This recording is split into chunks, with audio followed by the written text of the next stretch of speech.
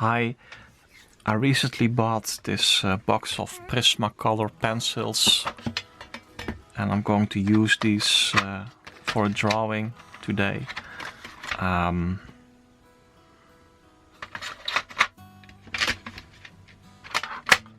going to use this paper, Dessin, or I'm not sure if I pronounce it right. My French isn't very well. And this is a detail of a painting by Vermeer.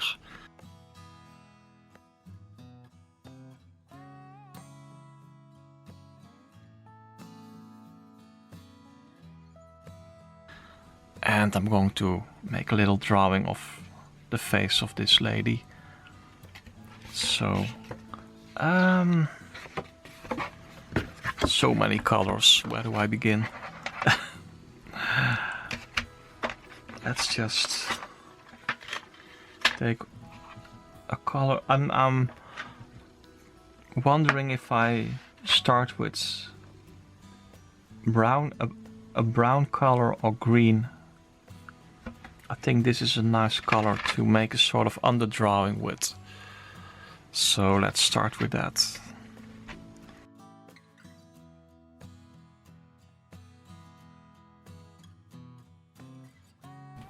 And I take this green. I really need that paper under my hand because it's very hot. It's almost 40 degrees when I made this drawing. And I'm drawing the outlines and the shadows as well.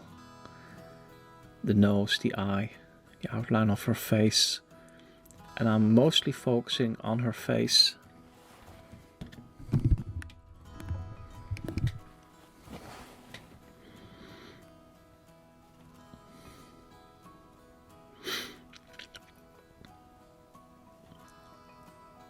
A veil of shadow, I would almost say. And her head is quite clearly divided into a shadow area and a lighted area, a lit area. And on the left side of her face, I didn't get it immediately right. I had to correct it a little bit here and there. And yeah, with this one green pencil I first draw a whole outline where everything must be, and also division in shadow and light, dark and light. And I mainly focused on her face, so I don't do much about her white clothing. And I'm explaining here that there's a build-up from dark to light. So where I'm pointing with the pencil is where the skin is darker than in some areas elsewhere. So you can see that the nose is the lightest area and the face on the left as well. I am making these for Patreon. Real time and narrated, and what you're seeing now is a speeded up version for my regular channel on YouTube. So I recently started to expand on my Patreon. I try to develop that into a library of videos where I put my real-time videos, and I want to see how I what do I do with my regular YouTube? I still want to provide value for the people who are watching my regular YouTube channel. So this is a speeded up version. So and now I'm going to choose another pencil. So I have this green basic underdrawing. Now I have a dark red. And I start adding red, I would almost say veils of red color over the green. So there's a sort of additive working method. So I'm not really drawing very bright red or bright green, but the combination of these pencils gives a nice color. So they add up and you get a sort of mixture of those. And here and there I'm accentuating things like her mouth a little bit. But as you can see, where I add red now, in the shadows parts become darker. And not really, they do not really become red, but it's a mixture between the green and the red. Now I'm adding some blue. Vermeer also used bluish tints. If you are interested in more real-time and narrated videos, please take a look at my Patreon profile. For a small amount a month you get access to a library of videos I am creating, many real-time and narrated videos that you don't see on my regular YouTube channel. In these videos I am using different techniques, so if you want to develop your skills or if you are interested in seeing more complete real-time videos of my work, please follow the link in the description of this video to Patreon.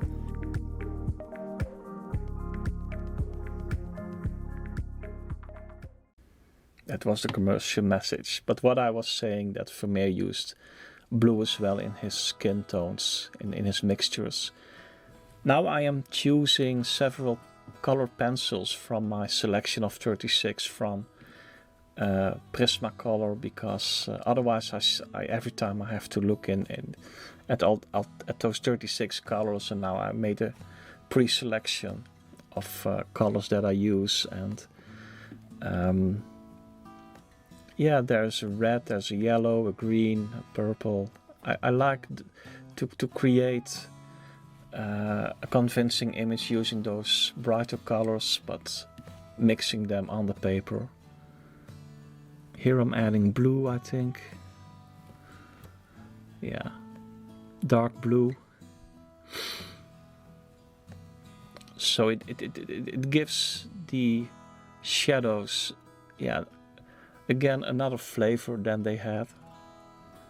So I don't really use black or something or gray, but I add this blue now, and it has an effect on the color of the shadows. So I add layers, let's say veils of color. And here I also work on the background a bit. So I have the tendency, if I choose here orange, if I choose a color to work with, to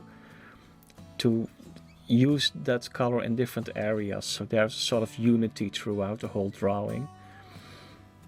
And here I'm adding orange to get a more livelier skin tone, and to make things a bit, yeah, livelier, fresher, brighter.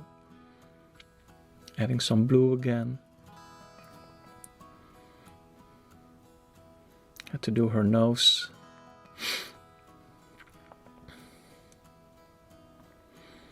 I think this is dark red. That's also an important color in this, because yeah, here I accentuate her lower lip. It was necessary. Sort of orange, I think I'm using now. And I need to darken the lower side of her face a bit. For some reason I didn't draw it dark enough from the beginning. I think that's also the difference between drawing what you think and drawing what you actually see. And I think there I made a little mistake in the beginning to not draw it dark enough, thinking, oh, that's the light part of the face. But as you go along you can correct those things. Not sure it's really a mistake, but as you go along you sometimes you forget something, and then you go back to it.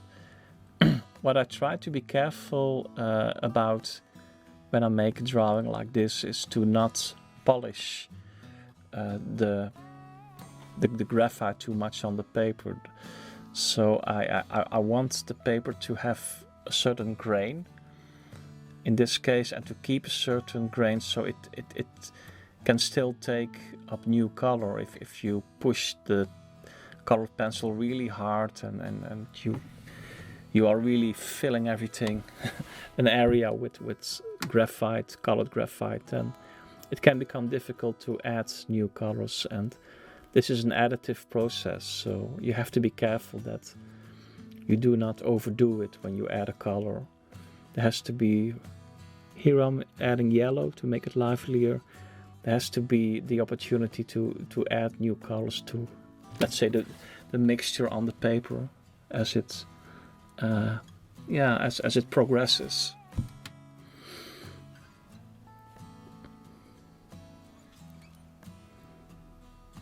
But maybe I will experiment a little bit with different ways of applying color. But I like this this way of coloring. It's a bit crude perhaps, but I really like the, let's say, the rough, grainy appearance of this. Same as I like grainy photographs, for example.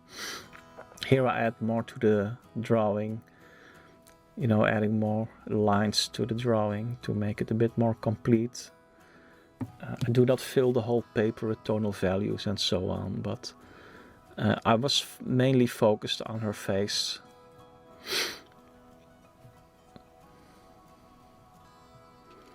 Here I'm adding some accentuations on that line on the right. Adding some orange still.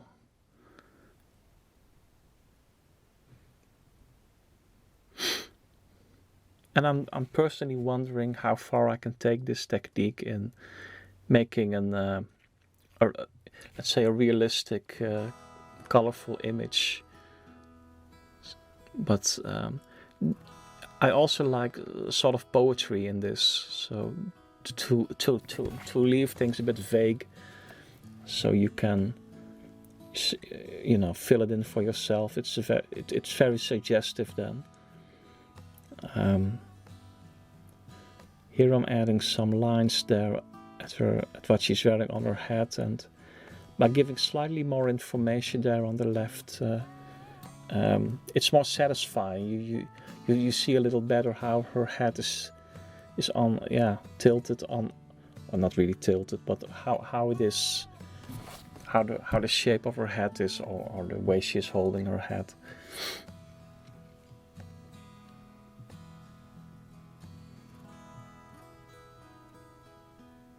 And sometimes you see me gesturing, but this is a speeded up version of the Patreon real-time version, and I'm explaining then. But thank you for watching. This is the end result. Thank you.